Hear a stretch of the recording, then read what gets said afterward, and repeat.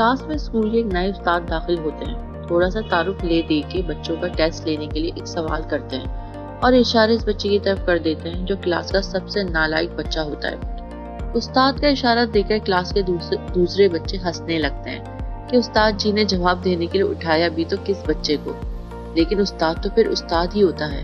इनको समझ आ गई कि ये क्लास का सबसे नालायक बच्चा होगा, इसीलिए सब बच्चे हंस रहे हैं। उस्ताद ने बच्चे को बैठने के लिए कहा और दर्स देने में मसरूफ हो गए। छुट्टी के वक्त में उस्ताद ने इस नालायक बच्चे को अपने पास बुलाया और जब सब बच्चे चले गए तो उस्ताद ने इस बच्चे को एक सवाल दिया और इसका जवाब भी लिख कर दिया और कहा कि इसे याद कर लो और कल जब मैं क्लास में सवाल करूंगा तो ये जवाब तुमने मुझे क्लास में देना है। बच्चे ने वो सवाल और जवाब याद कर लिया। दूसरे दिन जब उस्ताद क्लास में आए तो इन्होंने वही सवाल जो इस नालायक बच्चे को दिया था सारी क्लास से पूछा।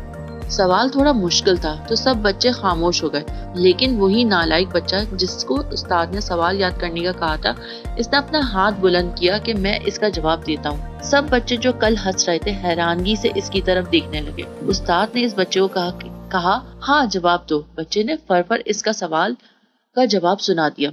उस्ताद ने शाबाशी दी और इसे बैठने को कहा। अब इस नालायक बच्चे में खुशी के साथ साथ खुद एतमादी पैदा होना शुरू हो चुकी थी। उस्ताद रोजाना इस बच्चे के साथ यही अमल दोहराते रहे और फिर आखिर वो दिन भी आया जब वो नालायक बच्चा अपनी क्लास का सबसे लायक और पुरएतमाद बच्चा बन चुका था। बच्चों की नफ्सियात समझकर अगर इनको ट्रीट किया जाए तो हर बच्चा इस माशरे का काबिल फर्द बन सकता है।